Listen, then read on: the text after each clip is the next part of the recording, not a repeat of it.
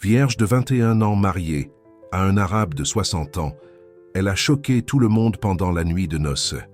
Si cette histoire vous intéresse, n'oubliez pas de vous abonner à notre chaîne et dites-nous de quelle ville vous nous regardez, nous. Continuons.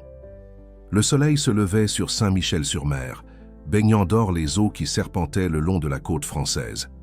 Dans la maison de la famille Dupont, située dans un quartier traditionnel près de la mosquée, Sophie préparait le petit déjeuner en fredonnant. À 21 ans, fraîchement diplômée en danse à l'université locale, elle rêvait d'ouvrir sa propre école de danse folklorique, une passion qu'elle cultivait depuis l'enfance. « Ma fille, nous devons te parler. » La voix de son père, François, semblait plus sérieuse que d'habitude.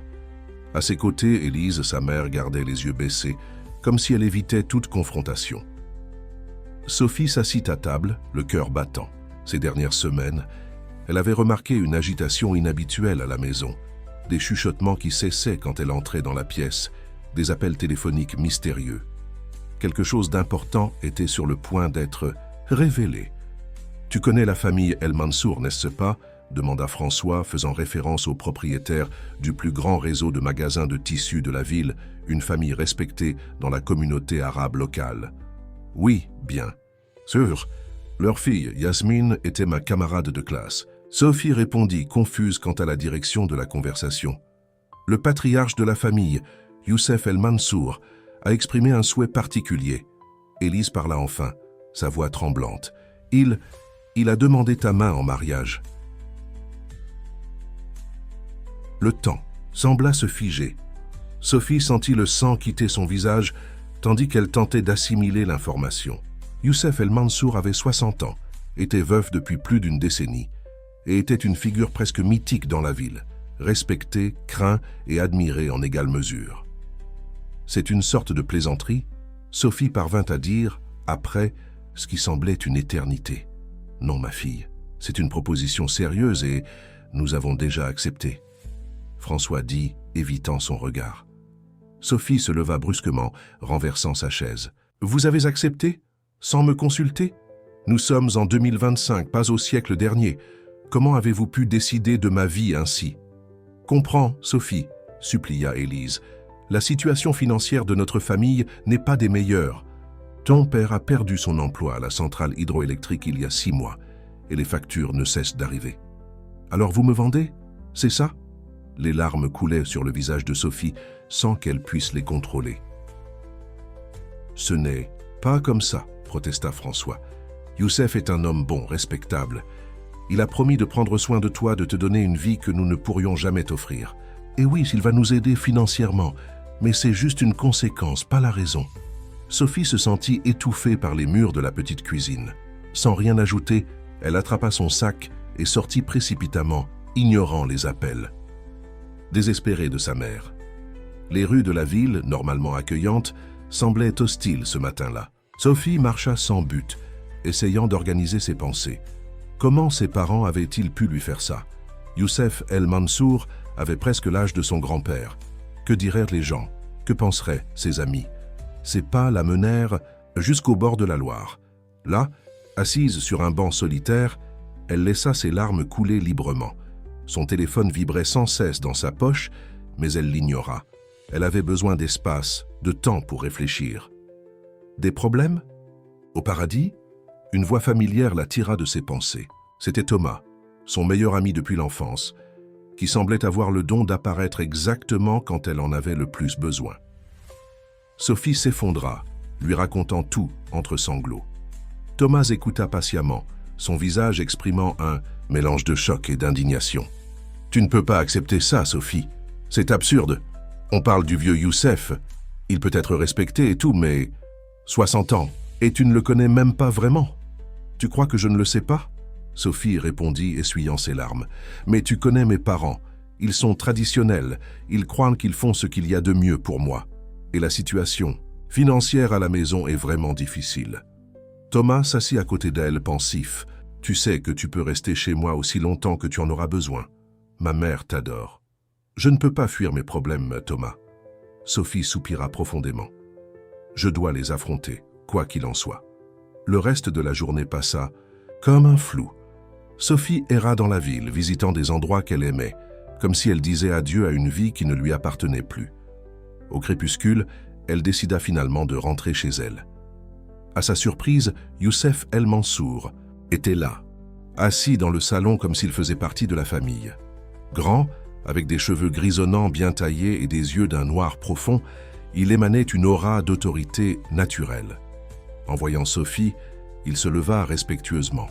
« Ahlan wa »« Sahlan, Sophie » Sa voix était grave mais douce. « J'imagine que vos parents vous ont déjà parlé de ma proposition. » Sophie voulait crier, pleurer, courir, mais quelque chose dans la dignité de l'homme en face d'elle la fit se contenir. « Oui, ils m'en ont parlé, avec tout le respect que je vous dois, monsieur El Mansour, mais c'est de la folie. Je ne vous connais même pas, et la différence d'âge entre nous, l'âge n'est qu'un chiffre quand il s'agit de respect et d'engagement, répondit-il calmement. Je ne cherche pas une épouse au sens traditionnel, Sophie. Je cherche une compagne, quelqu'un qui puisse apporter de la lumière à mes jours, restant et qui, en échange, recevra tout ce que j'ai à offrir. Il y avait quelque chose d'hypnotisant dans sa façon de parler, comme si chaque mot était soigneusement choisi. Sophie se retrouva momentanément sans voix. « Je n'attends pas une réponse immédiate, » continua Youssef. « En fait, je propose que nous apprenions à nous connaître dans les semaines à venir. Si, après ce temps, vous décidez que vous ne pouvez pas accepter ma proposition, je respecterai votre décision. » Sophie regarda ses parents qui semblaient si petits et vulnérables maintenant. Puis, elle tourna son regard vers Youssef. « Et l'accord financier avec mes parents ?» Un léger sourire courba les lèvres de l'homme. « C'est une question séparée. J'aiderai votre famille indépendamment de votre décision. Je n'achète pas les personnes, Sophie. J'offre simplement des opportunités. » Quelque chose dans la sincérité de ses paroles toucha Sophie d'une manière inattendue. Peut-être y avait-il plus chez cet homme qu'elle ne l'avait initialement pensé. « 3 semaines, dit-elle finalement. Apprenons à nous connaître pendant 3 semaines. Après cela, je prendrai ma décision. » Youssef acquiesça satisfait, qu'il en soit ainsi. « Nous commencerons demain si vous êtes d'accord. Je passerai vous chercher à 10 heures. » Cette nuit-là, allongée dans son lit, Sophie n'arrivait pas à dormir. Son esprit bouillonnait de pensées contradictoires. Une partie d'elle était encore furieuse contre ses parents. Une autre partie intriguée par Youssef. Que voulait-il vraiment? Pourquoi elle, parmi tant d'autres femmes dans la ville? Et comment serait sa vie comme épouse d'un homme qu'elle connaissait à peine? Le sommeil finit par la vaincre aux premières heures de l'aube, mais ses rêves étaient agités, remplis d'images confuses, des robes de mariée se transformant en chaînes, des alliances dorées brillant comme le soleil dans le désert, et des yeux sombres qui semblaient voir au-delà de son âme. Quand le réveil sonna, Sophie se leva déterminée. Si elle devait vraiment passer 3 semaines à connaître Youssef El Mansour, elle le ferait selon ses propres conditions. Elle ne serait pas une fiancée soumise ou une marchandise à négocier. Elle lui montrerait exactement qui était Sophie Dupont, avec toutes ses passions, ses rêves et ses imperfections. Elle était loin de se douter que ces 3 semaines changeraient sa vie d'une manière qu'elle n'aurait jamais pu imaginer. La voiture noire et luisante de Youssef s'arrêta ponctuellement devant la maison des Dupont. Sophie, qui observait par la fenêtre, respira profondément. Elle avait choisi une robe simple mais élégante et attaché ses cheveux en un chignon sans prétention. Elle voulait paraître mature, pas comme une jeune femme essayant d'impressionner. « Il est arrivé », annonça Élise, nerveuse. « Ma fille, s'il te plaît, comporte-toi bien. Youssef est un homme important dans la communauté. » Sophie leva les yeux au ciel. « Je serai moi-même, maman. S'il veut vraiment me connaître, qu'il connaisse qui je suis vraiment. » En sortant de la maison, Sophie sentit les regards curieux des voisins. Les nouvelles circulaient vite à Saint-Michel-sur-Mer, surtout dans la communauté franco-arabe. Un mariage entre une jeune femme de 21 ans et le veuf le plus convoité de la ville était le sujet parfait pour alimenter les commérages. Youssef sortit de la voiture pour l'accueillir, impeccablement vêtu d'un costume gris qui contrastait avec sa peau olivâtre. « Bonjour Sophie, êtes-vous prête ? » « Ça dépend pourquoi exactement je dois être prête, » répondit-elle, essayant de garder son sang-froid. Un sourire subtil apparut sur les lèvres de Youssef. « Pour un petit déjeuner, pour commencer. Je connais un endroit qui sert les meilleures. Viennoiseries de la ville. » Le café choisi par Youssef se trouvait au bord de la Loire, un endroit tranquille fréquenté principalement par des touristes.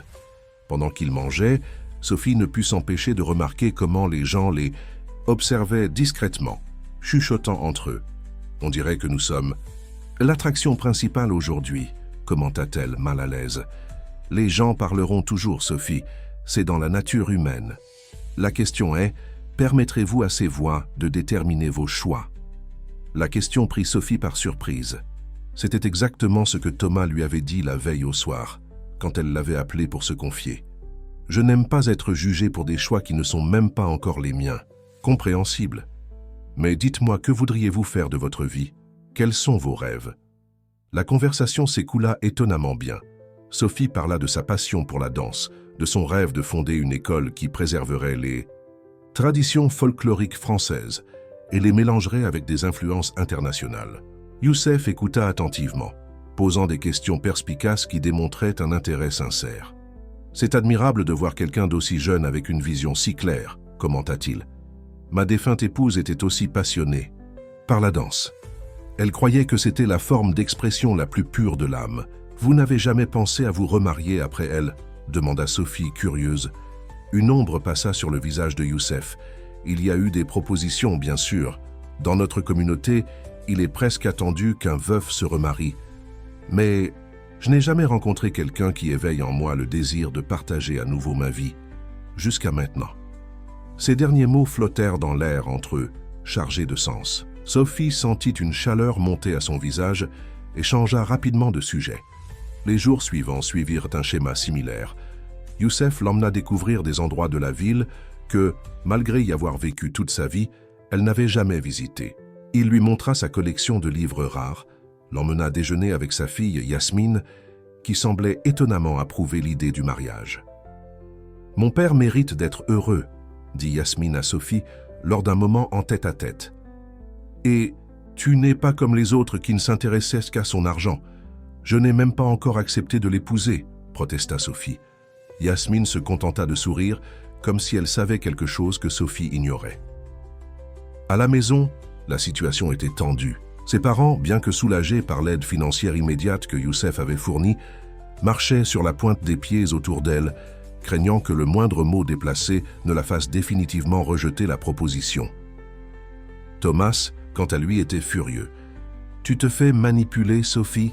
s'exclama-t-il lors d'une de leurs rencontres secrètes au parc. Il tâchait avec des dîners coûteux et des conversations sophistiquées. « Ce n'est pas comme ça », se défendit Sophie, surprise par sa propre réaction. « Youssef est différent de ce que nous imaginions. Il m'écoute, Thomas. Il m'écoute, vraiment. Et le fait qu'il ait 60 ans ne te dérange plus ?» La question resta sans réponse, car Sophie ne savait pas quoi dire. La vérité était que, plus elle passait de temps avec Youssef, moins l'âge semblait important. Il y avait en lui une sagesse qui la fascinait, un calme qui contrastait avec l'impulsivité des garçons de son âge. Dans la deuxième semaine de leur période de connaissance, comme l'appelait Youssef, il la surprit avec une invitation inhabituelle. Il voulait l'emmener visiter sa maison de campagne, un lieu isolé près des falaises de la côte normande. « Ce sera un voyage d'une journée seulement », assura-t-il. « Yasmine et son mari nous accompagneront. Je veux vous montrer un endroit spécial pour moi. » Sophie hésita. Passer une journée entière isolée avec Youssef semblait un grand pas, mais la présence de Yasmine la rassurait. « D'accord », accepta-t-elle. Finalement.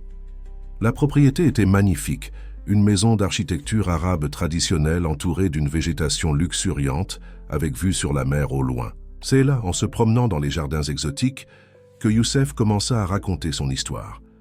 Né au Liban, il était arrivé en France encore enfant, fuyant la guerre avec ses parents. Il avait grandi entre deux cultures, se sentant toujours un peu déplacé dans les deux. Il avait construit son empire commercial à partir de rien, affrontant préjugés et difficultés. Il s'était marié jeune par amour avec une Française qui l'avait aidé à se sentir enfin chez lui dans ce pays. Quand elle est partie, j'ai senti comme si une partie de moi était partie aussi, confia-t-il. Je me suis consacré aux affaires, à la communauté, à ma fille, mais il manquait toujours quelque chose. Sophie écoutait, fascinée. Il y avait tant de douleur et tant de force chez cet homme.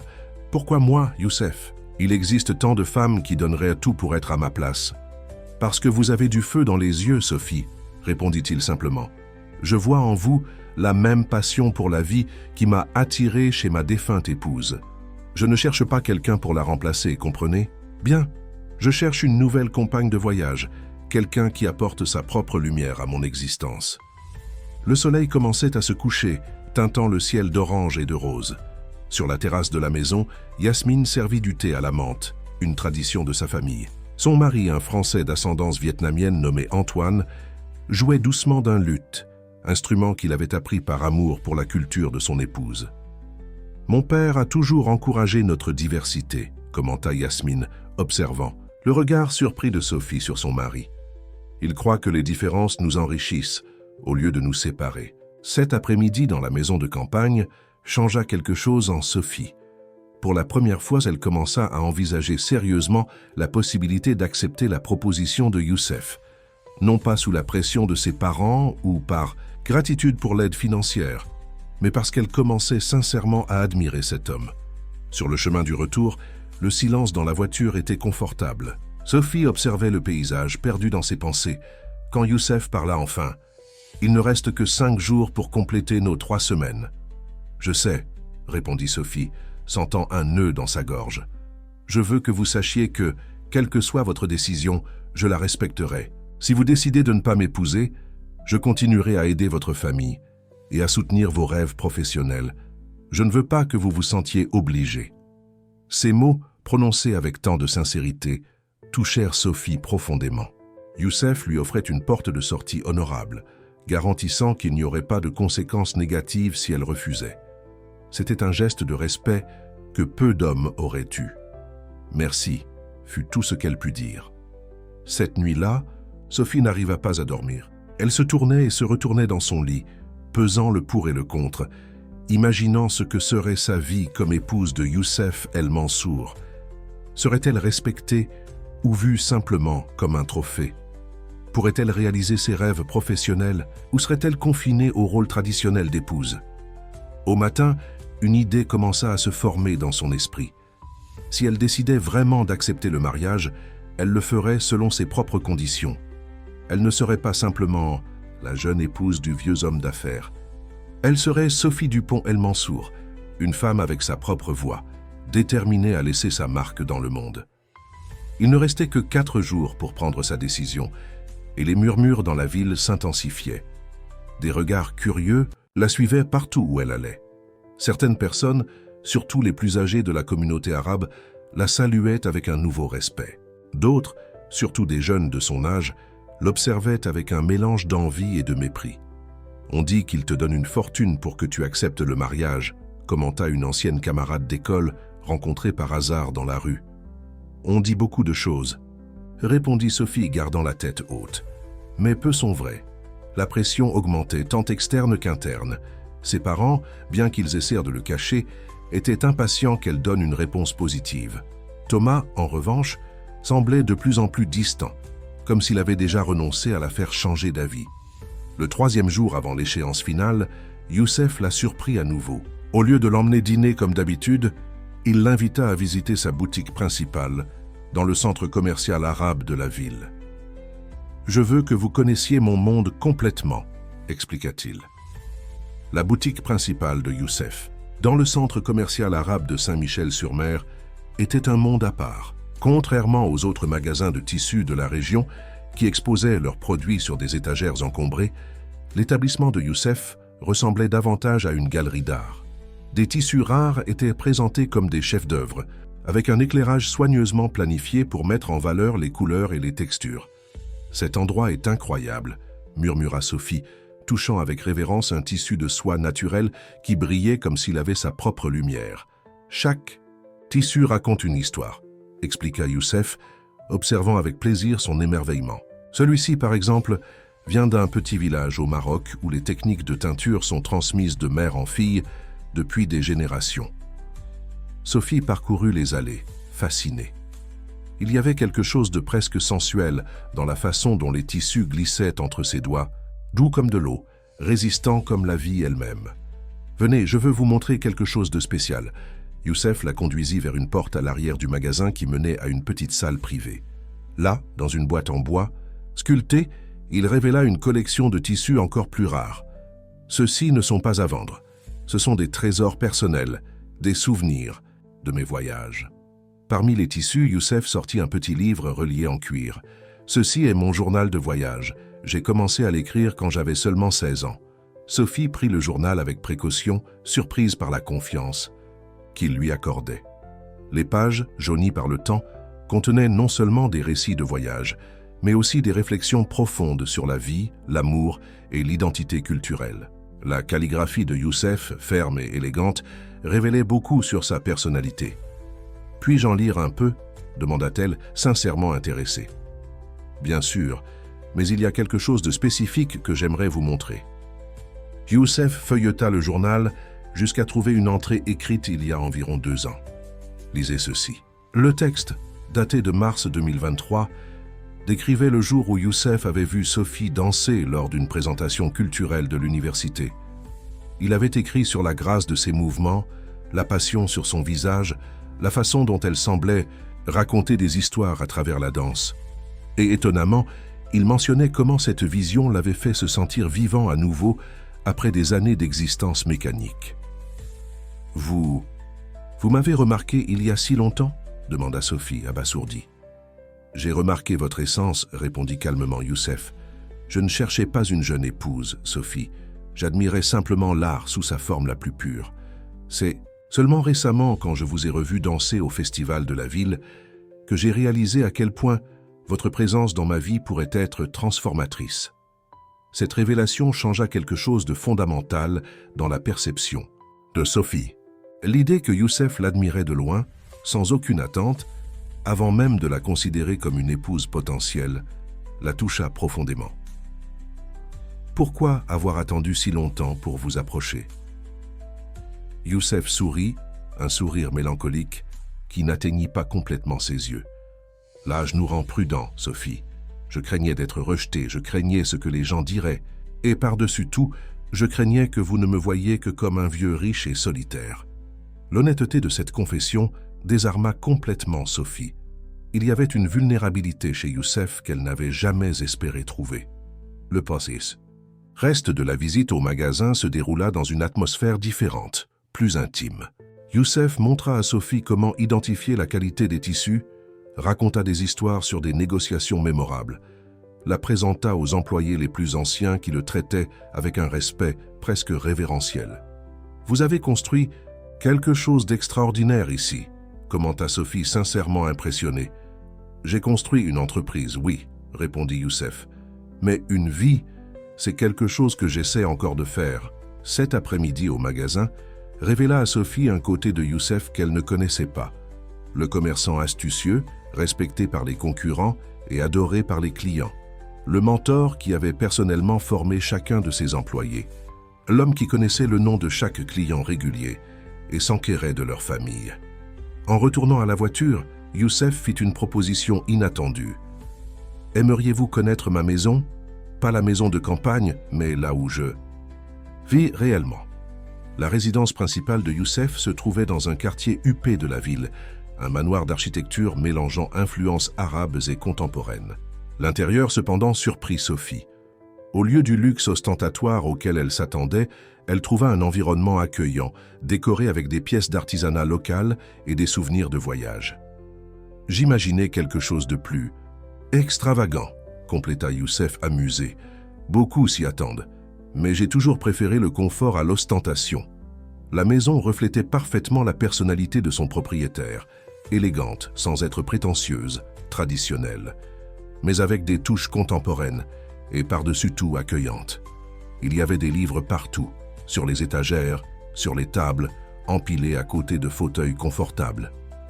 Dans la bibliothèque principale, Youssef montra à Sophie une impressionnante collection de livres sur la danse de diverses cultures. « J'ai commencé à collectionner après vous avoir vu danser pour la première fois, » avoua-t-il. « Je voulais mieux comprendre votre passion. » Ce geste, plus que n'importe quel cadeau coûteux aurait pu le faire, toucha Sophie profondément. Youssef s'était sincèrement intéressé à quelque chose qui était important pour elle, non pas pour l'impressionner, mais pour établir une connexion véritable. Tandis qu'ils prenaient le thé sur la terrasse avec vue sur un jardin luxuriant, Youssef parla de ses projets pour l'avenir. Dans les prochaines années, j'ai l'intention de réduire progressivement mon implication dans les affaires. Je veux voyager davantage, connaître différentes cultures, peut-être même écrire un livre. Et quel rôle aurais-je dans ces projets ? Demanda directement Sophie. Le rôle que vous choisirez, Sophie, répondit-il avec la même franchise. Si vous décidez de m'épouser, je n'attends pas une épouse traditionnelle, qui m'accompagne silencieusement. J'attends une partenaire qui apporte ses propres passions et objectifs à notre union. Je soutiendrai vos rêves comme j'espère que vous soutiendrez les miens. La nuit avançait et Sophie savait qu'elle devait rentrer chez elle. Ses parents, bien qu'ils approuvent les rencontres avec Youssef, s'inquiétaient encore quand elle rentrait tard. Sur le chemin du retour, un silence confortable s'établit entre eux, rompu seulement lorsque la voiture s'arrêta devant la maison des Dupont. « Il ne reste que 2 jours », rappela doucement Youssef. « Je sais », répondit Sophie. « Je réfléchis beaucoup à tout cela. Puis-je vous faire une dernière demande ? Demain, j'aimerais vous montrer un dernier endroit avant que vous ne preniez votre décision. » Sophie accepta, curieuse de savoir quel serait ce lieu mystérieux. Le lendemain matin, Youssef vint la chercher plus tôt que d'habitude. La destination, à la surprise de Sophie, était un petit terrain vide près de la rivière, dans une zone résidentielle tranquille. « Qu'est-ce que c'est ?» demanda-t-elle, confuse. « L'avenir », répondit énigmatiquement Youssef, lui tendant une enveloppe. « Ouvrez. » À l'intérieur de l'enveloppe, Sophie trouva des plans architecturaux pour un studio de danse. Pas n'importe quel studio, mais exactement le type d'espace qu'elle avait décrit dans ses conversations avec Youssef. Spacieux, avec de grandes fenêtres qui permettaient une entrée abondante de lumière naturelle, des espaces multifonctionnels pour différents types de danse. « Ce terrain est à vous, Sophie, » dit calmement Youssef. « Indépendamment de votre réponse concernant le mariage, considérez-le comme un investissement dans votre talent et votre vision. » Sophie resta sans voix, les yeux embués. C'était son rêve matérialisé en plan et en terrain réel. « Pourquoi ?» parvint-elle finalement à demander. « Parce que je crois en vous, » répondit-il simplement. « J'ai vu comment vos yeux brillent quand vous parlez de danse, de préservation des traditions culturelles. Ce monde a besoin de plus de beauté, de plus de connexion avec nos racines. Vous pouvez offrir cela. » À ce moment, Sophie sentit quelque chose changer en elle. Ce n'était pas de la gratitude, bien qu'elle fût certainement reconnaissante. C'était quelque chose de plus profond, une reconnaissance que Youssef la voyait vraiment, d'une manière que peu de personnes l'avaient jamais fait. « J'ai besoin de réfléchir, » dit-elle, se sentant submergée par toutes les émotions contradictoires. « Bien sûr, » acquiesça Youssef respectant son espace, « demain est notre dernier jour. Je viendrai vous chercher à 19h pour un dîner.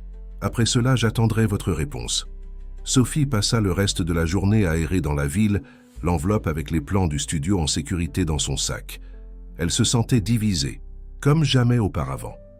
Une partie d'elle trouvait encore fou d'envisager d'épouser un homme de presque 40 ans son aîné. Une autre partie, cependant, ne pouvait nier la connexion authentique qui s'était formée entre eux.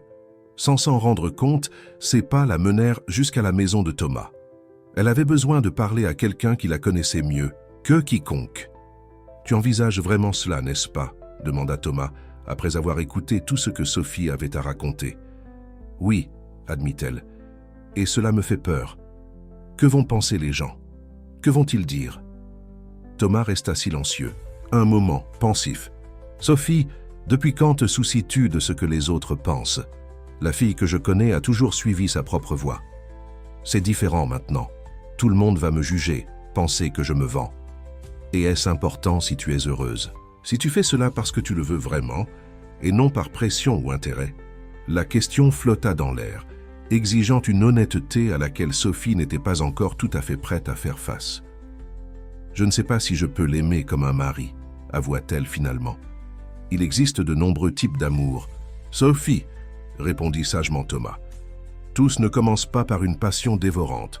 Certains grandissent lentement, basés sur le respect et l'admiration mutuelle. » En quittant la maison de Thomas, Sophie se sentait plus légère, bien qu'elle n'ait pas encore pris de décision définitive. Son ami, qui avait initialement été le plus fervent opposant au mariage, lui donnait maintenant l'espace pour faire son propre choix, sans jugement. À la maison, elle trouva ses parents dans le salon, visiblement anxieux. « Demain est le dernier jour », commenta Élise, essayant de paraître désinvolte.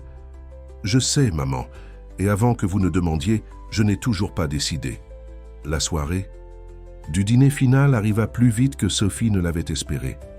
En s'habillant avec soin, elle opta pour une robe rouge qu'elle avait achetée des années auparavant, mais qu'elle n'avait jamais eu le courage de porter, audacieuse sans être vulgaire, élégante sans être trop formelle.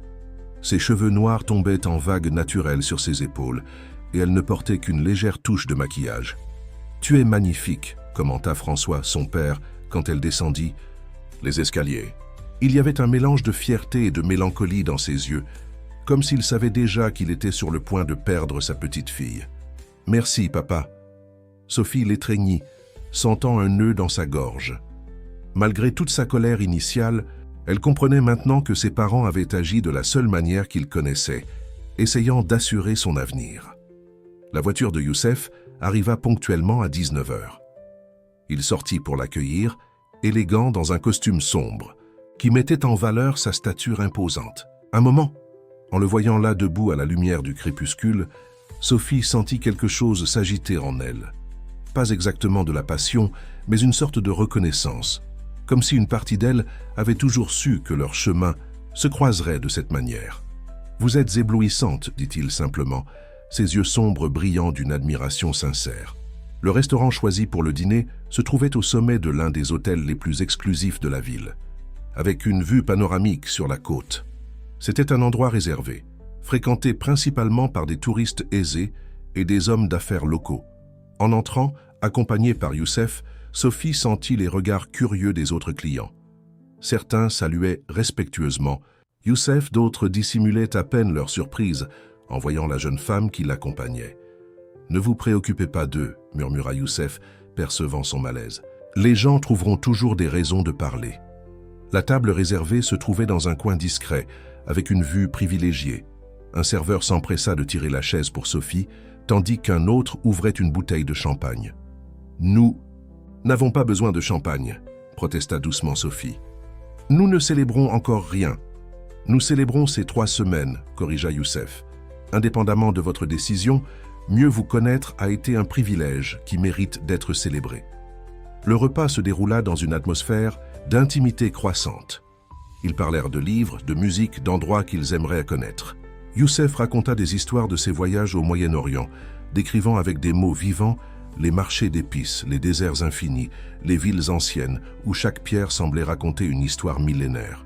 « J'aimerais connaître ces endroits un jour », commenta Sophie, les yeux brillants de fascination. « Nous pouvons les découvrir ensemble », suggéra Youssef, son ton prudent, précisant clairement qu'il ne voulait pas la presser. Après le dessert, quand le café fut servi, le moment que tous deux anticipaient arriva enfin. Youssef prit une gorgée de son café, posa délicatement la tasse sur la soucoupe et regarda directement dans les yeux de Sophie. « Notre délai est arrivé à son terme, » dit-il doucement. « Mais avant de vous demander votre décision, je veux vous montrer quelque chose. » De la poche intérieure de sa veste, il sortit une petite boîte de velours bleu marine. Il l'ouvrit soigneusement, révélant non pas une bague comme Sophie s'y attendait, mais une délicate broche en or en forme d'oiseau, sertie de petites pierres précieuses qui captaient la lumière de façon hypnotisante. « Cette broche appartenait à ma grand-mère », expliqua Youssef. « Elle lui a été donnée par mon grand-père le jour où ils se sont rencontrés, non pas comme un symbole d'engagement, mais comme un symbole de liberté. Il lui a dit que, comme cet oiseau, elle serait toujours libre de voler, même si elle choisissait de rester à ses côtés. » Avec des doigts délicats, Youssef prit la broche et l'offrit à Sophie. « Je vous dis la même chose maintenant. Si vous décidez de m'épouser, ce ne sera jamais une prison. Vous aurez toujours des ailes pour voler, des rêves à poursuivre. » Sophie prit la broche d'une main tremblante, émue par la signification profonde du geste. Ce n'était pas une bague de fiançailles traditionnelle, symbole de possession et d'engagement, mais un emblème de liberté dans l'union. Sa voix défaillit. Elle respira profondément, cherchant le courage d'exprimer ce qu'elle ressentait vraiment. Ces derniers jours, j'ai essayé d'imaginer ma vie suivant deux chemins différents. L'un où je refuse votre proposition et continue seul, poursuivant mes rêves. L'autre où j'accepte et nous entrons ensemble dans un voyage inconnu. Youssef écoutait attentivement, son visage un masque de calme qui dissimulait à peine l'anxiété dans ses yeux. Dans le premier chemin, je vois l'indépendance, la liberté, mais aussi la solitude. Dans le second, je vois des défis, des jugements, des regards méfiants, mais aussi des possibilités que je n'ai jamais imaginées pour moi. Sophie fit une pause, rassemblant son courage pour les mots finaux. J'ai décidé de choisir le chemin qui me fait le plus peur, parce que je crains moins les jugements des autres que le regret de ne pas avoir essayé. Le visage de Youssef s'illumina lentement, à mesure qu'il comprenait la signification de ses paroles. Cela signifie... Oui, confirma Sophie, un sourire nerveux jouant sur ses lèvres. J'accepte de vous épouser, Youssef. Non par gratitude, non par pression, mais parce que quelque chose en moi me dit que c'est le bon chemin, aussi improbable qu'il paraisse. Pendant un bref instant, le masque de sang-froid de Youssef tomba complètement, révélant une joie si pure et authentique que Sophie sentit son cœur s'accélérer. Il tendit la main sur la table, tenant la sienne avec douceur. « Je promets d'honorer votre confiance en moi tous les jours, Sophie. Non comme un mari qui exige, mais comme un partenaire qui marche à vos côtés. » Ce soir-là, en rentrant chez elle, Sophie se sentait étrangement légère, comme si un grand poids avait été retiré de ses épaules. La décision était prise. Le chemin devant elle était incertain, mais pour la première fois en plusieurs semaines, elle se sentait en paix. Ses parents l'attendaient anxieusement dans le salon. Un seul regard suffit pour qu'ils comprennent. « Tu as accepté », chuchota Élise, les larmes aux yeux. Sophie acquiesça. « Oui, j'ai accepté, mais avec mes conditions. » François et Élise échangèrent des regards confus. « Quelles conditions ?» demanda le père. « Premièrement, le mariage aura lieu dans 3 mois, pas avant. J'ai besoin de temps pour me préparer émotionnellement. Deuxièmement, je poursuivrai mes projets pour le studio de danse. Youssef a déjà accepté cela. Et troisièmement, Sophie respira profondément. Je veux que vous compreniez que c'est mon choix. Je ne me sacrifie pas pour vous, ni ne suis manipulé par lui. Je choisis cette voie parce que je crois qu'elle peut me mener au bonheur. » Ses parents, bien que visiblement surpris par son assertivité, acceptèrent tout. Il y avait un nouveau respect dans leur regard, comme s'ils la voyaient finalement comme une femme adulte capable de prendre ses propres décisions. Les jours suivants furent un tourbillon d'activités. L'annonce officielle des fiançailles généra exactement l'agitation que Sophie attendait dans la petite communauté. Des rumeurs couraient, des théories sur ses véritables intentions étaient discutées dans les cafés et les salons de beauté. Certains la voyaient comme une opportuniste intéressée, d'autres comme une victime manipulée par sa famille en difficulté financière. Sophie, cependant, surprit tout le monde par son attitude. Au lieu de se cacher des commentaires malveillants, elle les affronta la tête haute. Elle continua à fréquenter ses lieux habituels, maintenant souvent accompagnée par Youssef, démontrant publiquement le respect et l'affection sincère qui existaient entre eux. Thomas, après une conversation franche avec le couple, devint étonnamment l'un de leurs plus grands soutiens. « Je ne t'ai jamais vu aussi sûr de toi », commenta-t-il lors d'une de leurs rencontres au café près de l'université. « Et aussi étrange que cela puisse paraître, vous deux ensemble, ça fonctionne. » La planification du mariage avançait rapidement. Youssef, respectant le souhait de Sophie d'une cérémonie qui honorerait les deux cultures, engagea les meilleurs organisateurs d'événements de la région. La date fut fixée pour la fin septembre, quand le climat à Saint-Michel-sur-Mer serait parfait pour une célébration en plein air. Pendant ce temps, Sophie se consacrait avec passion au projet de son studio de danse. Elle travaillait côte à côte avec des architectes et des décorateurs, créant un espace qui reflétait sa vision. Youssef, fidèle à sa parole, lui donna une totale liberté créative, n'intervenant que lorsqu'elle le demandait. « Je veux que cet endroit soit complètement le vôtre », insistait-il. « Un symbole de votre indépendance, pas un cadeau de votre mari. » À mesure que le grand jour approchait, Sophie affrontait des moments occasionnels de doute et d'anxiété. La différence d'âge entre eux, qui semblait de moins en moins importante, pendant leurs conversations privées, redevenait évidente lorsqu'ils étaient en public. Les regards, Les chuchotements, les questions mal dissimulées sur ses intentions, tout cela pesait parfois sur ses épaules. Par un après-midi particulièrement difficile, après une rencontre désagréable avec d'anciennes camarades d'école qui avaient à peine dissimulé leur dédain, Sophie se réfugia sur le terrain de son futur studio. La construction était déjà bien avancée et elle aimait s'y asseoir seule, imaginant les cours qu'elle donnerait un jour, les vies qu'elle toucherait à travers la danse. C'est là que Yasmine la trouva, apportant 2 cafés et un sourire compréhensif. « Journée difficile ?» demanda-t-elle, s'asseyant à côté de Sophie sur un banc improvisé. « Comment as-tu su où me trouver ?»« Mon père a dit que tu viens ici quand tu as besoin de réfléchir. » Yasmine lui tendit l'un des cafés. « Il te connaît bien, n'est-ce pas ?» Sophie acquiesça, surprise une fois de plus par la sensibilité de Youssef. « Tu sais, » continua Yasmine après un moment de silence, « quand ma mère est décédée, je pensais que mon père ne sourirait plus jamais vraiment. Il a continué à vivre, à travailler, à être un père présent pour moi. Mais il y avait toujours une ombre dans ses yeux, comme si une partie de lui était partie avec elle. » Sophie écoutait attentivement, n'ayant jamais entendu Yasmine parler aussi ouvertement de sa mère. Ces dernières années, cette ombre est devenue plus lourde. J'ai commencé à craindre qu'il abandonne simplement l'idée d'être heureux. Yasmine se tourna pour regarder Sophie directement. Puis tu es apparue. Et pour la première fois en plus d'une décennie, je vois mon père vraiment vivant à nouveau. J'ai peur de ne pas être à la hauteur des attentes, avoua Sophie. De ne pas être ce dont il a besoin. Tu l'es déjà, répondit simplement Yasmine. Non pas parce que tu es jeune ou belle, mais parce que tu vois au-delà de la façade d'homme puissant que tout le monde connaît. Parce que tu vois l'être humain vulnérable et passionné qui existe derrière le nom El Mansour. Cette conversation avec Yasmine renforça la conviction de Sophie. Elle ne suivait pas seulement un chemin improbable. Elle était peut-être exactement là où elle devait être. Une semaine avant le mariage, Youssef surprit Sophie avec une proposition inattendue lors d'un de leurs dîners privés chez lui. « J'ai réfléchi à la cérémonie, » dit-il, une lueur mystérieuse dans les yeux. Tout le monde s'attend à un mariage traditionnel, avec des vœux conventionnels et des rituels prévisibles. « Et ce n'est pas ce que nous aurons ?» demanda Sophie, curieuse.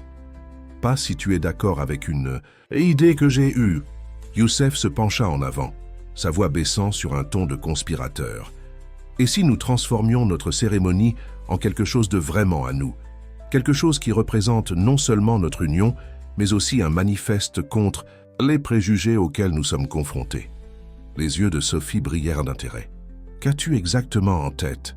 Le sourire de Youssef s'élargit, et il commença à détailler un plan qui ferait de leur mariage non seulement une célébration personnelle, mais une déclaration puissante pour toute la communauté. Ce soir-là, en rentrant chez elle, Sophie contenait à peine son excitation.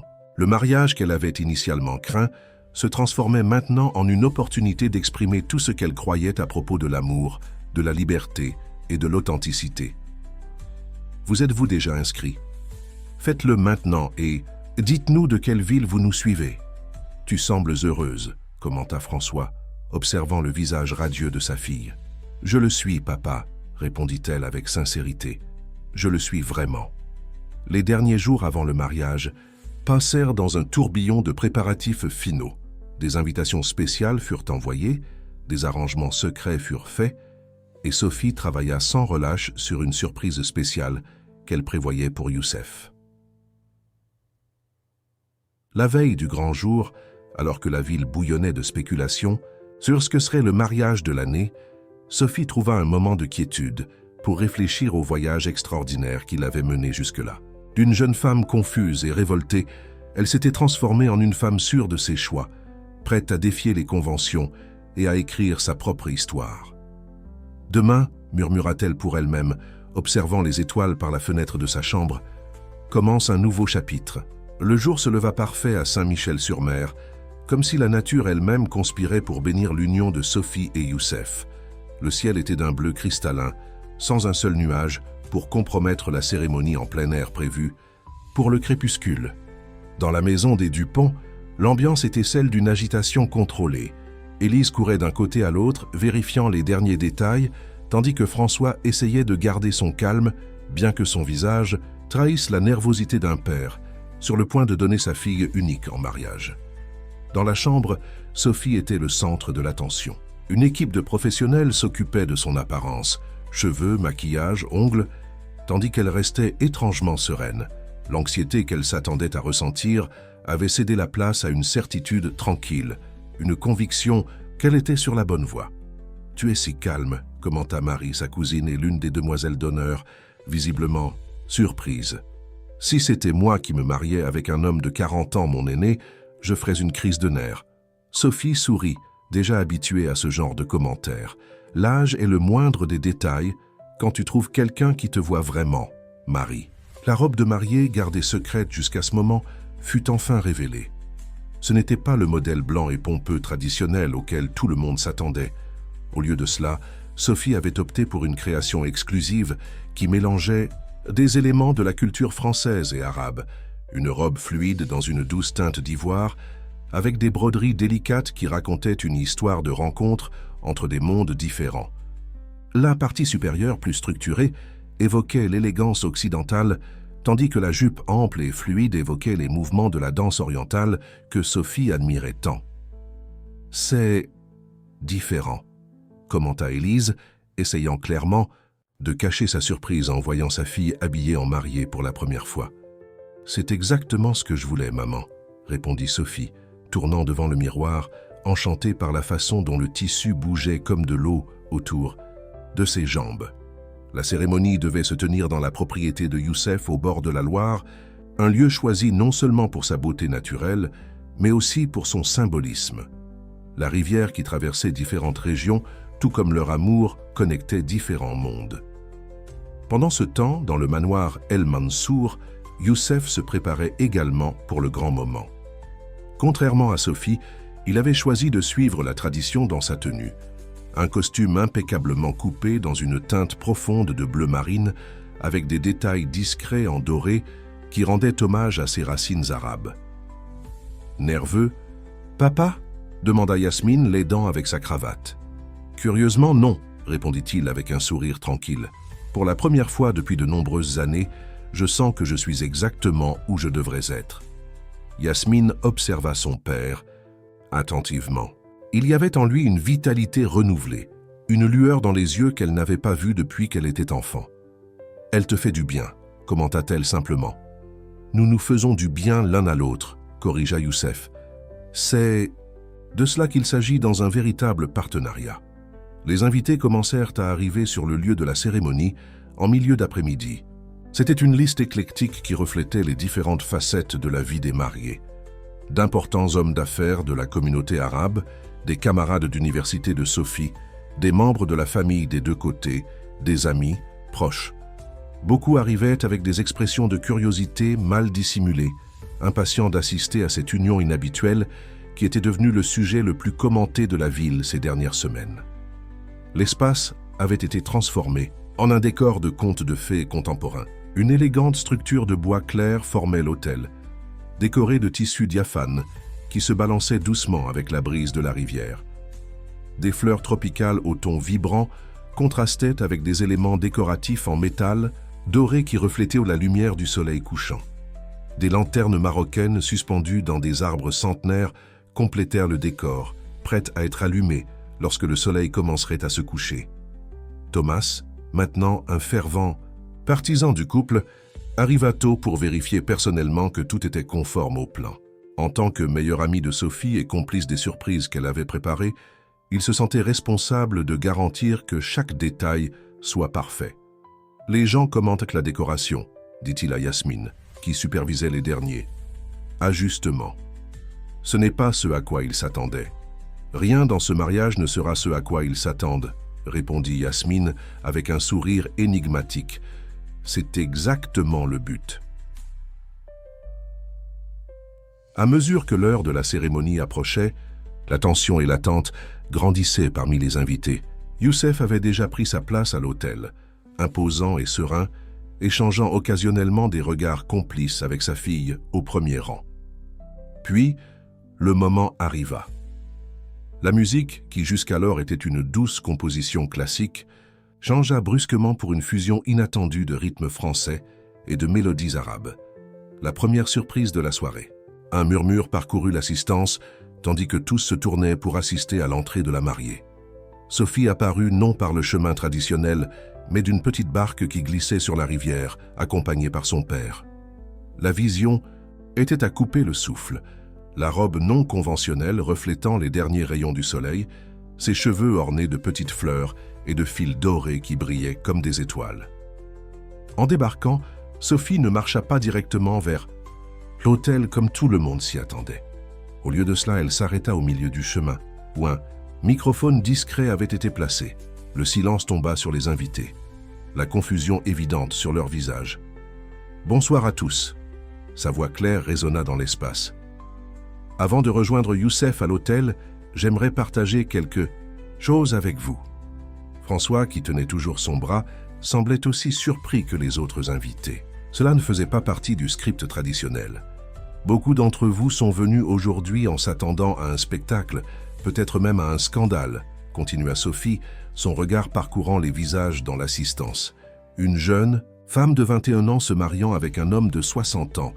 Quelle histoire improbable, n'est-ce pas? Un silence inconfortable plana dans l'air. Youssef, cependant, observait sa fiancée avec un sourire tranquille, comme s'il savait exactement ce qui allait suivre. Ces derniers mois, j'ai entendu beaucoup de théories sur notre relation, que je suis intéressé, que je suis manipulé, que c'est juste un arrangement de convenance. Sophie fit une pause, ses yeux maintenant fixés sur Youssef. La vérité est beaucoup plus simple et en même temps beaucoup plus extraordinaire. J'ai trouvé en Youssef quelque chose que beaucoup cherchent toute leur vie et ne trouvent jamais, un partenaire qui me voit complètement, qui respecte mes rêves et qui croit en moi parfois plus que moi-même. Pendant qu'elle parlait, des musiciens positionnés discrètement commencèrent à jouer une mélodie douce qui augmentait progressivement d'intensité. Nous avons décidé que notre mariage ne serait pas seulement une cérémonie, mais une célébration de l'authenticité, un manifeste contre les préjugés et les limitations. Avec ces mots, Sophie tendit la main à Youssef, l'invitant à la rejoindre. Youssef marcha vers elle d'un pas ferme, prenant ses mains dans les siennes. Ensemble, ils se tournèrent vers les invités. « Aujourd'hui, » dit Youssef, sa voix grave, complétant celle de Sophie, « nous ne vous demandons pas d'accepter ou de comprendre notre choix. Nous vous demandons simplement d'être témoins de ce qui est possible quand nous nous permettons de voir au-delà des apparences, au-delà des attentes sociales, au-delà des chiffres sur nos certificats de naissance. » Un murmure parcourut l'assemblée, un mélange de surprise et d'émotion commençant à remplacer le scepticisme initial. « Et maintenant, » continua Sophie, « nous aimerions partager avec vous notre première danse en tant que couple, non pas après la cérémonie comme le veut la tradition, mais maintenant, parce que notre voyage n'a jamais suivi le chemin conventionnel. » Avec ces mots, la musique se transforma. Les musiciens jouaient maintenant une composition originale qui mélangeait des éléments de musique traditionnelle française, de musique arabe traditionnelle et de rythme méditerranéen, un morceau spécialement créé pour raconter leur histoire. À la surprise et au plaisir des invités, Sophie et Youssef commencèrent à danser la même sous le ciel qui se teintait maintenant de tons d'orange et de rose. Ce n'était pas une valse traditionnelle, ni une danse folklorique spécifique, mais une chorégraphie qu'ils avaient créée ensemble dans les semaines précédant le mariage. Les mouvements de Sophie étaient gracieux et passionnés, reflétant sa formation en danse et sa jeunesse vibrante. Youssef, quant à lui, surprit tout le monde par son élégance et sa précision, démontrant une vitalité que beaucoup n'attendaient pas d'un homme de son âge. La danse racontait une histoire, leur histoire, de découverte mutuelle, d'hésitation initiale transformée en confiance, de deux âmes différentes trouvant un rythme commun. À mesure que la danse progressait, des invités sélectionnés se levèrent de leur place et se joignaient à eux, formant un cercle de plus en plus grand. Yasmine et son mari, Thomas et sa petite amie récente, les parents de Sophie, des amis proches des deux, tous devenaient partie de cette célébration non conventionnelle. Lorsque la musique diminua enfin, Sophie et Youssef étaient au centre d'un cercle de personnes dansant, riant, certains pleurant même d'émotion. Ce qui avait commencé comme une cérémonie observée avec scepticisme s'était transformé en une célébration authentique d'amour et de connexion humaine. Ce n'est qu'alors, avec le soleil presque complètement couché et les lanternes marocaines maintenant allumées, créant une atmosphère magique, que le couple se dirigea vers l'autel pour la cérémonie officielle. Le célébrant, un ami de longue date de Youssef, qui avait étudié les traditions islamiques et catholiques, conduisit une cérémonie qui honorait les deux cultures sans s'attacher rigidement à aucune d'entre elles. Les vœux écrits par Sophie et Youssef étaient des promesses non pas d'obéissance ou de soumission, mais de partenariat, de respect mutuel et de soutien inconditionnel. « Je promets de te voir au-delà des étiquettes que le monde essaie d'imposer, » dit Sophie, sa voix claire et ferme. « Je promets de marcher à tes côtés, ni derrière ni devant, mais comme ton égal. Je promets d'honorer ta sagesse, tandis que tu honores ma jeunesse, créant ensemble quelque chose qui transcende les deux. Je promets de ne jamais confondre possession et amour, » répondit Youssef, l'émotion évidente dans sa voix habituellement contrôlée. « Je promets de nourrir tes rêves comme s'ils étaient les miens. Je promets de me rappeler chaque jour que tu as choisi d'être avec moi alors que tu aurais pu choisir des chemins plus faciles, et de faire de ce choix ta plus grande joie, jamais ton regret. » Les alliances échangées n'étaient pas les traditionnelles bagues en or, mais des pièces uniques créées par un artisan local. 2 alliances en argent avec des incrustations de bois d'olivier, symbolisant la force et la flexibilité, la tradition et l'innovation. Lorsque le célébrant les déclara enfin unis par le mariage, le ciel était déjà complètement sombre, illuminé seulement par les étoiles et les centaines de lanternes qui brillaient maintenant comme des constellations terrestres. Le baiser qui scella leur union fut respectueux mais authentique, provoquant des applaudissements spontanés, des invités qui, quelques heures plus tôt, observaient avec méfiance. La réception qui suivit fut aussi non conventionnelle que la cérémonie. Au lieu d'une division traditionnelle entre côté de la mariée et côté du marié, les tables étaient disposées en petits cercles, mélangeant délibérément des personnes d'origine, d'âge et de cultures différents.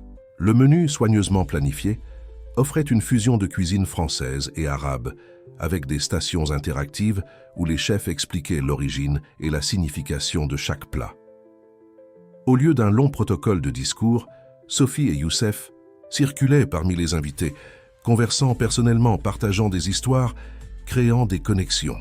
La musique alternait entre des rythmes français entraînants et des mélodies arabes hypnotisantes, avec des danseurs professionnels se produisant occasionnellement pour enseigner des pas de base aux invités les plus audacieux. « Vous avez vraiment réussi », commenta Thomas, trouvant un moment pour étreindre Sophie au milieu des festivités. « Vous avez transformé un mariage en une déclaration. C'est ce que nous voulions, » répondit-elle, observant avec satisfaction le mélange improbable de personnes dansant maintenant ensemble, conversant avec animation, découvrant des points communs qu'ils n'auraient jamais explorés dans des circonstances normales. Montrer que les différences n'ont pas besoin de nous séparer. À minuit, quand de nombreuses réceptions de mariage commenceraient traditionnellement à se disperser, la fête de Sophie et Youssef ne faisait que commencer. C'est alors que vint la surprise finale de la soirée, une que même Youssef n'attendait pas. Les lumières diminuèrent progressivement jusqu'à ce qu'un seul projecteur éclaire le centre de la piste de danse. Sophie apparut, portant maintenant une tenue complètement différente. Une robe inspirée des vêtements traditionnels des danseuses du Moyen-Orient, mais avec des éléments français incorporés. Ses cheveux, auparavant attachés dans un arrangement élégant, tombèrent maintenant librement dans son dos, ornés seulement de petites pièces dorées qui teintaient doucement avec ses mouvements. Un silence expectant tomba sur les invités lorsque les premiers accords d'une musique commencèrent à jouer, une composition originale que Sophie avait secrètement commandée, travaillant avec des musiciens français et arabes pour créer quelque chose de vraiment unique. Et puis, elle commença à danser. La danse de Sophie n'était pas une performance ordinaire. C'était un récit élaboré, une histoire racontée à travers des mouvements fluides qui mélangeaient des techniques de danse contemporaine, des éléments de danse folklorique française et la sensualité contrôlée de la danse orientale traditionnelle. Youssef, assis sur une chaise stratégiquement placée au centre de la piste, observait avec un mélange de surprise et d'admiration. Bien qu'il sût que Sophie était danseuse, il ne l'avait jamais vue se produire avec une telle passion et habileté. La musique commença douce, presque hésitante, tout comme les premiers mouvements de Sophie. Cette première partie de la danse symbolisait clairement le début de leur histoire. Confusion, résistance, peur de l'inconnu. Ses gestes étaient contenus, ses yeux souvent baissés, évitant le contact direct avec le public ou avec Youssef. Progressivement, tant la musique que les mouvements se transformèrent. La mélodie gagna en confiance, incorporant de nouveaux instruments, de nouvelles textures sonores. De même, la danse de Sophie s'épanouissait. Ses bras s'ouvraient davantage, ses pas devenaient plus fermes, ses yeux se levaient enfin pour rencontrer ceux de Youssef. Les invités regardaient, hypnotisés, beaucoup comprenant maintenant ce dont ils étaient réellement témoins. Pas seulement une présentation de danse, mais une déclaration profondément personnelle.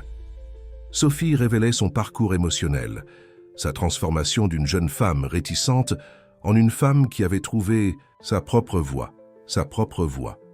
Dans la troisième partie de la danse la plus surprenante, Sophie s'approcha de Youssef et lui tendit la main, l'invitant à se joindre à elle. Un murmure parcourut l'assistance. Peu s'attendaient à ce que le respectable homme d'affaires accepte une telle invitation publique. À la surprise et au plaisir de tous, Youssef se leva avec une élégance qui démentait ses 60 ans. Le couple avait répété cette partie en secret, et il révélait maintenant une harmonie que peu de couples, indépendamment de l'âge, parvenaient à atteindre. Ce n'était pas une danse sensuelle dans le sens vulgaire que certains pourraient attendre, mais une démonstration de confiance mutuelle, de respect et d'une intimité qui transcendait le physique. Yasmine, observant son père danser, ne pouvait retenir ses larmes. À ses côtés, son mari Antoine serra sa main en signe de compréhension silencieuse. « Je ne l'ai jamais vu ainsi », chuchota-t-elle, « si complètement présent, si vivant. » La danse culmina en un moment de parfaite synchronicité lorsque, à la fin de la musique, Sophie et Youssef terminèrent dans une pose qui symbolisait l'équilibre et la complémentarité, non pas comme maître et apprenti, non pas comme vieux et jeune, mais comme de véritables partenaires, chacun apportant sa force unique à l'union. Le silence qui suivit ne dura qu'une seconde avant que le public n'explose en applaudissements. Des invités qui, quelques heures plus tôt, étaient arrivés sceptiques, étaient maintenant debout, applaudissant avec un enthousiasme sincère. Même les membres les plus traditionnels de la communauté arabe, initialement réservés quant à l'union, semblaient touchés par l'authenticité de ce dont ils avaient été témoins. Sophie, respirant fortement par l'effort de la danse, se pencha vers un microphone qui avait été placé à proximité. « Cette danse, dit-elle, sa voix légèrement haletante mais claire, n'était pas seulement un cadeau pour mon mari. C'était une promesse pour nous tous ici présents. Une promesse que je chercherai toujours la vérité au-delà des apparences, la connexion au-delà des différences. » Youssef, tenant toujours sa main, ajouta « Et un rappel que la vie, comme la danse, ne consiste pas à suivre des pas prédéterminés, mais à trouver notre propre rythme, même quand la musique concille. » Nous jouissions de nous dicter un chemin différent. Ce moment marqua un tournant dans la réception.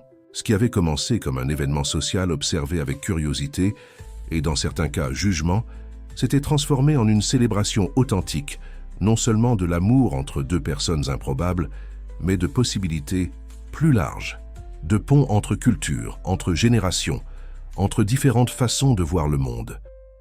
La fête continua toute la nuit, la rigidité initiale cédant la place à une joie spontanée. Des membres âgés de la famille de Youssef dansaient joyeusement, avec des amis universitaires de Sophie, François et Élise, qui au début avaient vu le mariage principalement comme une solution financière, observèrent maintenant leur fille avec un nouveau type de fierté, non pas pour avoir conquis un mari riche, mais pour le courage de suivre son cœur contre toutes les attentes. C'est presque à l'aube que les derniers invités prirent enfin congé. Sophie et Youssef, épuisés mais radieux, trouvèrent un moment de calme sur la terrasse de la propriété, observant les premiers rayons de soleil toucher les eaux de la Loire. « Tu m'as surpris ce soir, » dit doucement Youssef, ses doigts entrelacés aux siens. « Je savais que tu étais talentueuse, mais cette danse, j'y ai travaillé pendant des semaines, » avoua Sophie. « Je voulais qu'elle soit parfaite, pas seulement pour toi, mais pour moi aussi. Il était important de montrer à tous et à moi-même que ce choix était le mien, conscient et complet. » Youssef acquiesça en signe de compréhension. « Je pense que nous avons réussi, n'est-ce pas? Transformer un mariage que beaucoup voyaient comme scandaleux en quelque chose. D'inspirant, compléta Sophie, du moins pour certains. Pour beaucoup, corrigea Youssef. J'ai vu des visages changer ce soir, Sophie. J'ai vu des jugements se transformer en respect. J'ai vu le scepticisme céder la place à la compréhension. Ils restèrent dans un silence contemplatif pendant quelques minutes, absorbant l'ampleur de ce qu'ils avaient accompli. Pas seulement une cérémonie de mariage, mais un véritable manifeste vécu. « Et maintenant » demanda finalement Sophie. « Maintenant, » répondit Youssef avec un sourire, « nous commençons vraiment. La cérémonie n'est que le prélude, ma chérie. La véritable danse est la vie que nous construirons ensemble. » Après quelques heures de repos, le couple s'embarqua dans un voyage que peu attendaient. Au lieu d'une lune de miel traditionnelle dans quelques stations balnéaires exclusives, ils avaient opté pour un voyage culturel à travers l'intérieur de la France, visitant des communautés traditionnelles, où Sophie pourrait apprendre des danses folkloriques authentiques pour son futur studio. Leur première étape fut un petit village en Bretagne, où ils furent accueillis avec l'hospitalité caractéristique de ce peuple résilient. À la surprise de Sophie, Youssef s'adapta facilement à la simplicité du logement. Une maison de pierre avec un confort minimal, très différente du luxe auquel il était habitué. « Tu ne sembles pas dérangé », observa-t-elle la première. Nuit, alors qu'il s'installait dans un lit simple sous une moustiquaire, « Mon enfance au Liban n'était pas privilégiée, Sophie, » répondit-il avec un sourire. « Ces conditions me rappellent d'où je viens, combien de chemins j'ai parcouru. C'est bon de se reconnecter avec ses racines de temps en temps. » Durant les jours qui suivirent, Sophie s'immergea dans l'apprentissage des danses locales, la gavotte, le pline, des rythmes qui racontaient des histoires de résistance et de célébration. Youssef, quant à lui, passait des heures à converser avec les anciens du village, échangeant des histoires, découvrant des parallèles surprenants entre les traditions arabes et celles préservées dans les villages français. C'est fascinant de voir comment des cultures apparemment si éloignées peuvent partager des valeurs si similaires, commenta-t-il durant l'une des soirées, alors que la communauté se rassemblait autour d'un feu. Le respect des aînés, l'importance des histoires orales, la centralité de la famille. Sophie observait son mari avec une admiration croissante. La facilité avec laquelle il se connectait avec des personnes de tous horizons, sa curiosité sincère pour des vies si différentes de la sienne, sa volonté d'apprendre, tout cela confirmait ce qu'elle commençait déjà à ressentir. Son choix n'avait pas été une erreur. De la Bretagne, ils poursuivirent vers le sud, où ils explorèrent le bourré auvergnate, le ballet occitan, la farandole provençale. Dans chaque lieu, le même schéma se répétait. Sophie absorbait les danses avec son corps jeune et agile, tandis que Youssef absorbait les histoires, les traditions, les significations plus profondes derrière les mouvements. Le soir, dans des moments d'intimité, ils partageaient ce qu'ils avaient appris durant la journée. Sophie enseignait à Youssef les pas de base des danses, riant de ses tentatives parfois maladroites, mais toujours sincères. Lui, à son tour, lui racontait les histoires qu'il avait collectées, enrichissant sa compréhension des mouvements que son corps connaissait maintenant. C'était une forme d'amour qu'aucun des deux n'avait anticipé, un amour basé non sur une passion dévorante ou une attraction physique, mais sur une découverte mutuelle, une croissance partagée, une admiration sincère pour les qualités uniques de l'autre.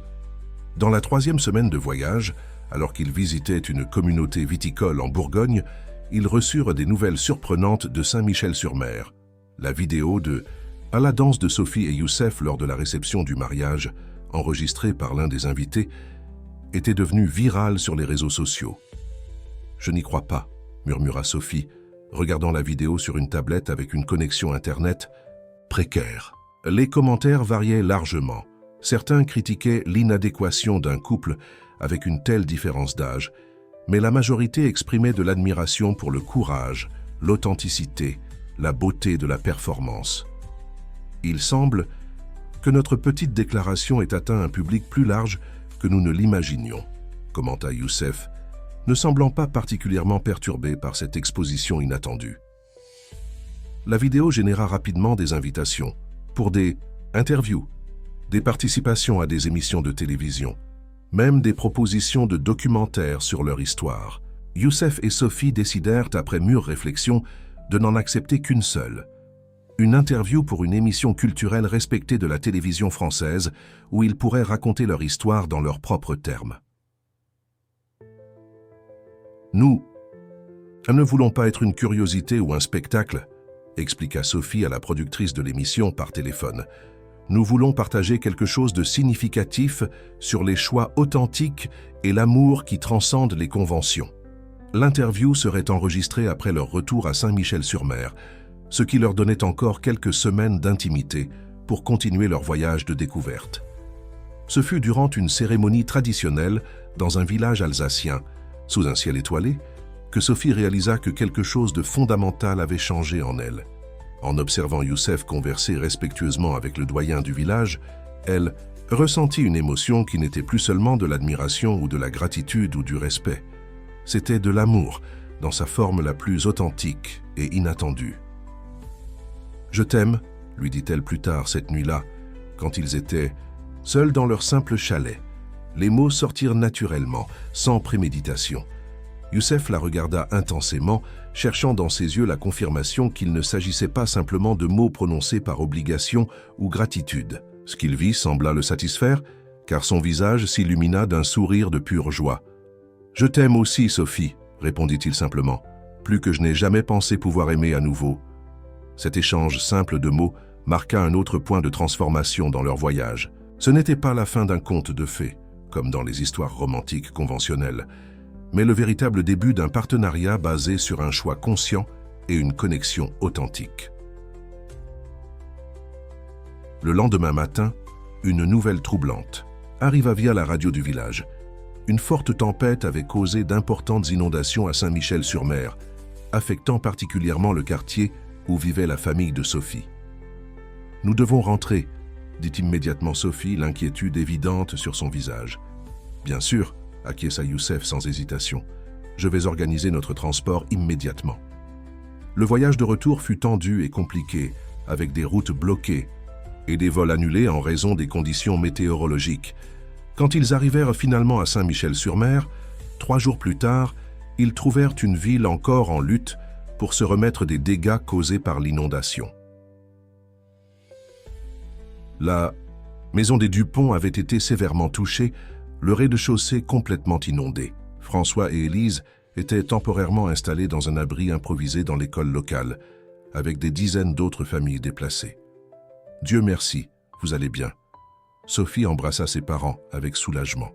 Les larmes aux yeux, « Nous avons presque tout perdu, » dit Élise, visiblement secouée. « Mais nous sommes vivants, c'est ce qui compte. » Youssef, qui observait la scène avec une expression grave, prit immédiatement une décision. « Vous viendrez dans notre maison, » déclara-t-il fermement. « Non seulement elle est assez grande pour nous tous, mais elle est située sur un terrain élevé, à l'abri de nouvelles inondations. » L'invitation de Youssef pour que les parents de Sophie s'installent dans son manoir ne fut pas seulement un geste de bonté momentanée, mais le début d'une nouvelle dynamique familiale que personne n'avait prévue. François et Élise, initialement réticents à accepter ce qu'ils voyaient comme de la charité, furent persuadés par la logique pratique et l'insistance sincère de Youssef. « Ce n'est pas de la charité, » expliqua-t-il patiemment. « C'est de la famille. Vous êtes les parents de mon épouse, ce qui fait de nous une famille, et les familles se soutiennent dans les moments difficiles. » Au cours des semaines suivantes, alors que la ville se remettait lentement de l'inondation, une routine étonnamment harmonieuse s'établit dans le manoir El Mansour.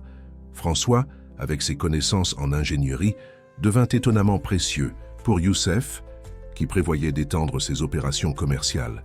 Élise, quant à elle, se révéla être une excellente gestionnaire domestique, réorganisant des aspects de la maison qui avaient été négligés depuis la mort de la première épouse de Youssef. « C'est étrange », commenta Sophie avec Thomas, lors d'une de leurs rencontres au café près du terrain où son studio de danse était en phase de finalisation. « Mes parents et Youssef, ils s'entendent vraiment bien. Ce n'est pas juste de la cordialité, tu sais, ils s'apprécient sincèrement. Peut-être parce qu'ils peuvent maintenant interagir comme des personnes et non comme des négociateurs d'un accord matrimonial, suggéra sagement Thomas. Sans la pression de la situation financière, sans la peur d'un avenir incertain, ils peuvent enfin voir les qualités des uns et des autres. L'observation de Thomas était perspicace, comme toujours. libéré de l'anxiété financière et du poids de la culpabilité d'avoir vendu sa fille, François se révélait être un homme aux idées innovantes et à l'enthousiasme contagieux. Élise, quant à elle, démontrait une intelligence sociale et une capacité organisationnelle qui étaient restées en sommeil pendant des années de lutte pour la survie de base. Pendant ce temps, le studio de danse de Sophie approchait de son achèvement. Le projet initialement modeste avait considérablement évolué après leur voyage à travers la France. Inspirée par les traditions culturelles qu'elle avait expérimentées, Sophie avait redéfini sa vision. Ce ne serait pas simplement une école de danse, mais un centre culturel dédié à la préservation et à la célébration des danses folkloriques françaises et d'autres parties du monde. « Je veux créer un espace où les histoires sont racontées à travers le mouvement », expliqua-t-elle lors d'une interview pour le journal local qui s'était intéressé à son projet après la viralité de la vidéo de son mariage. Un lieu où les traditions sont honorées et en même temps peuvent dialoguer avec le contemporain.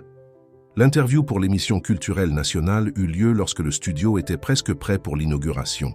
L'équipe de tournage captura non seulement la conversation avec Sophie et Youssef, mais aussi des images de l'espace presque terminé, avec ses murs décorés de photographies des communautés qu'ils avaient visitées lors de leur voyage. Certains ont remis en question l'authenticité de votre relation, commenta l'intervieweuse, une journaliste respectée connue pour son approche directe. Comment répondez-vous à cela? Sophie et Youssef échangèrent un regard avant de répondre, un de ces moments de communication silencieuse qu'ils avaient développés au fil des mois. L'authenticité n'est pas quelque chose que nous devons prouver aux autres, répondit calmement Youssef. C'est quelque chose que nous vivons quotidiennement, dans les petits choix, les conversations honnêtes, le respect mutuel. Mais je comprends la curiosité, ajouta Sophie. Notre société est tellement conditionnée à voir les relations à l'intérieur de certains paramètres que tout ce qui sort de ce modèle génère de la méfiance. Ce que nous avons découvert, c'est que lorsque vous supprimez ces attentes prédéfinies, vous ouvrez un espace pour des connexions authentiques basées sur ce qui compte vraiment, des valeurs partagées, un respect mutuel, une admiration véritable. L'interview aborda non seulement leurs relations, mais aussi leurs initiatives conjointes. Le centre culturel de danse que Sophie était sur le point d'inaugurer. Un programme de bourse d'études que Youssef avait créé pour les jeunes de communautés défavorisées intéressées par la préservation culturelle. Le fonds de reconstruction pour les familles touchées par l'inondation qu'ils avaient établi ensemble. Lorsque l'émission fut diffusée, 2 semaines plus tard, la réponse fut impressionnante. Le couple reçut des centaines de messages, de jeunes inspirés par leur courage, de couples avec des différences significatives d'âge, de culture, de religion, qui se sentaient validés, d'artistes intéressés à collaborer avec le centre culturel. L'inauguration du centre culturel Racine et Elle, non choisi par Sophie pour son studio, devint un événement bien plus important que prévu initialement. Ce qui devait être une petite cérémonie locale se transforma en une célébration qui attira des personnes de différentes régions de France et même de pays voisins. L'espace lui-même était un reflet parfait de la vision de Sophie et de l'influence subtile de Youssef. Architecture contemporaine incorporant des éléments traditionnels, technologie de pointe pour l'enregistrement et la préservation de danses ancestrales, espace polyvalent pouvant accueillir aussi bien des cours pour enfants que des représentations professionnelles. Le soir de l'inauguration, en observant la diversité des personnes qui remplissaient la salle principale, des enfants de communautés défavorisées qui recevraient des bourses d'études aux professeurs d'université intéressés par la documentation de traditions, en voie de disparition. Sophie ressentit une émotion presque indescriptible. « Nous avons réussi », murmura-t-elle à Youssef, qui était à ses côtés, aussi visiblement ému qu'elle. « Tu as réussi », corrigea-t-il gentiment. « C'est le résultat de ta vision, de ta passion. J'ai simplement eu le privilège de te soutenir. » « Non, » insista Sophie, « c'est notre voyage commun qui m'a amené ici, les communautés que nous avons visitées ensemble, les histoires que tu m'as aidé à comprendre, la confiance que tu as placée en moi quand je ne croyais pas totalement en moi-même. Tout cela fait partie de ce que nous célébrons aujourd'hui. » Ce moment de tendresse fut interrompu par Thomas, qui s'approcha avec un sourire radieux. « On t'appelle sur scène, Sophie. C'est l'heure du discours d'ouverture. » Sophie respira profondément, serra une dernière fois la main de Youssef pour se donner du courage et marcha vers le centre de la scène. Le silence tomba sur la foule tandis qu'elle se positionnait devant le microphone. « Bienvenue au Centre culturel Racine et elle », commença-t-elle, sa voix claire et confiante. « Ce nom n'a pas été choisi par hasard. Je crois profondément que nous avons besoin des deux dans la vie. Des racines qui nous connectent à nos origines, aux histoires qui nous ont formés, et des ailes qui nous permettent d'explorer, de grandir, de transcender les limitations. » Tandis qu'elle parlait de sa vision pour le centre, un espace de préservation mais aussi d'innovation, de respect des traditions mais aussi de dialogue. Entre cultures, Sophie observait les visages dans l'assistance. Elle vit ses parents, maintenant détendus et fiers d'une manière qu'elle n'avait jamais vue auparavant. Yasmine et son mari Antoine, qui étaient devenus non seulement de la famille, mais de véritables amis. Thomas, son premier et plus loyal soutien, et bien sûr Youssef, dont les yeux ne quittaient jamais les siens, transmettant silencieusement son soutien et son admiration. Beaucoup d'entre vous connaissent des parties de mon histoire personnelle, continua-t-elle, approchant de la fin de son discours. Vous savez que mon propre chemin a été inattendu, que j'ai trouvé l'amour et le partenariat là où je m'y attendais le moins. Ce voyage m'a enseigné une leçon fondamentale que j'aimerais partager aujourd'hui. Les plus belles histoires suivent rarement des scénarios prévisibles. Un murmure d'approbation parcourut l'assistance. Beaucoup connaissaient l'histoire du mariage qui avait commencé comme un arrangement pragmatique et s'était transformé en un partenariat inspirant. Dans ce centre, nous célébrerons des histoires racontées à travers le mouvement, des histoires de résistance, de célébration, de connexion humaine. Certaines seront anciennes, transmises par génération, d'autres seront nouvelles, encore en cours d'écriture. Toutes seront honorées ici. Après le discours vint la partie que tous attendaient. Une présentation de danse que Sophie avait spécialement préparée pour l'occasion. Elle n'était pas seule cette fois. Elle avait réuni des danseurs de plusieurs des communautés qu'elle avait visitées lors de son voyage à travers la France, créant une pièce qui célébrait la diversité culturelle du pays. La performance commença avec Sophie seule sur scène, exécutant des mouvements qui mélangeaient des éléments de diverses traditions. Progressivement, d'autres danseurs se joignirent à elle. Un maître de capoeira, une danseuse de flamenco, un groupe folklorique alsacien, de jeunes praticiens de bourrées d'Auvergne. Chacun apportait sa tradition spécifique, mais ils trouvaient des points de dialogue, des moments d'harmonie dans la diversité. À la surprise et au plaisir du public, la performance culmina avec l'entrée de Youssef sur scène. Non pas pour danser cette fois, mais pour narrer une histoire, une légende arabe à propos d'un voyageur qui découvrit que le véritable trésor n'était pas dans la destination, mais dans les histoires recueillies en chemin. Pendant qu'il racontait, les danseurs interprétaient l'histoire à travers le mouvement, créant une fusion parfaite de paroles et de danse, de traditions orales et d'expressions corporelles.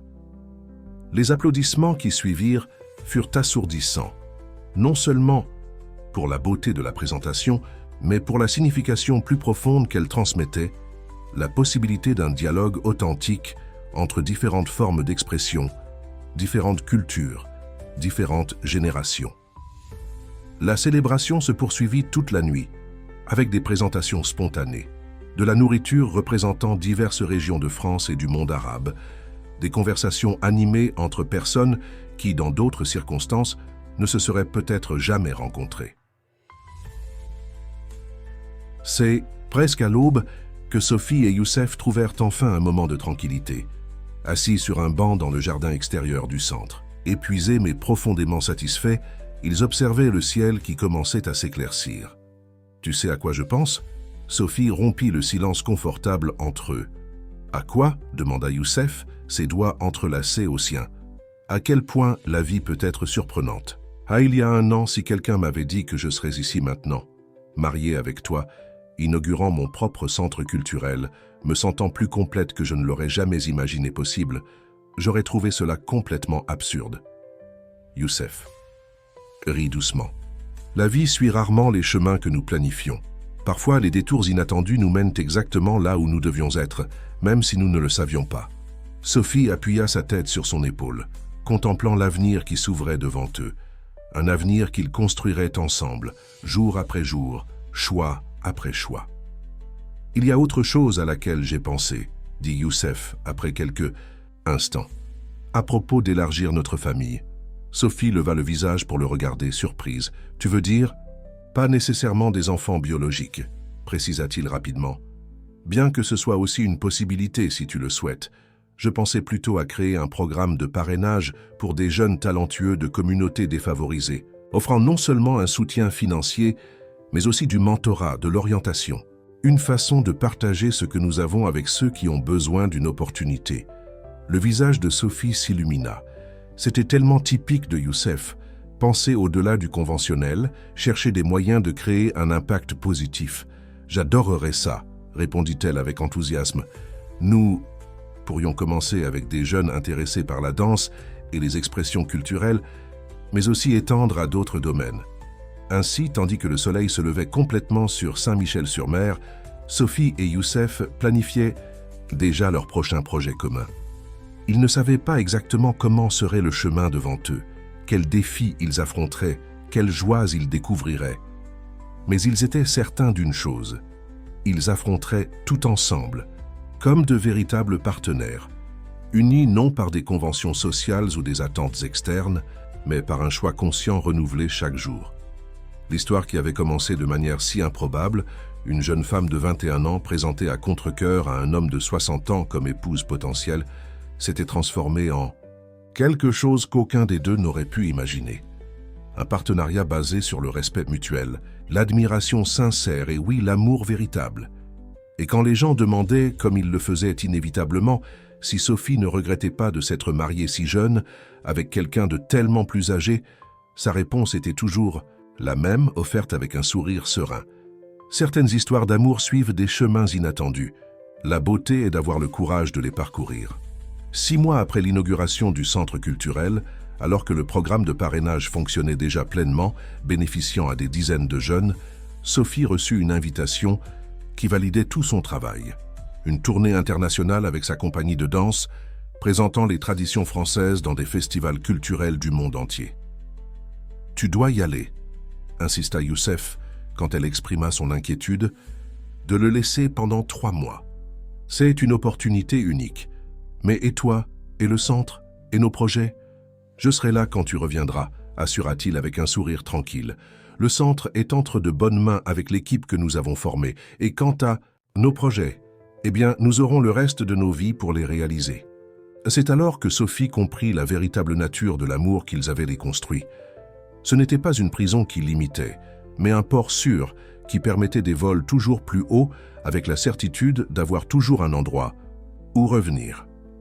La veille de son départ pour la tournée, Sophie et Youssef organisèrent un dîner spécial chez eux, réunissant tous ceux qui avaient été importants dans leur parcours.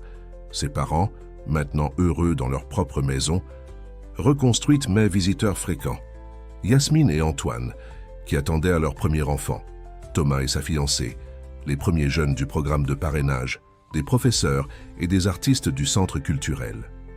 En regardant autour de la table, Sophie ressentit une profonde gratitude. Chaque personne présente représentait une partie de l'histoire extraordinaire qu'elle vivait. Une histoire qui continuait à se dérouler dans des directions surprenantes et merveilleuses. Quand Youssef proposa un toast, ce ne fut pas seulement au succès de la tournée imminente, mais à quelque chose de plus grand. Au courage de suivre des chemins inattendus. À la sagesse de reconnaître l'amour véritable, quelle que soit la forme qu'il prenne, et à la beauté des histoires que nous écrivons encore ensemble. Les vers se levèrent en célébration, tintant avec des promesses d'avenir encore non imaginées, mais certainement extraordinaires. Plus vous commentez et partagez, plus nous pourrons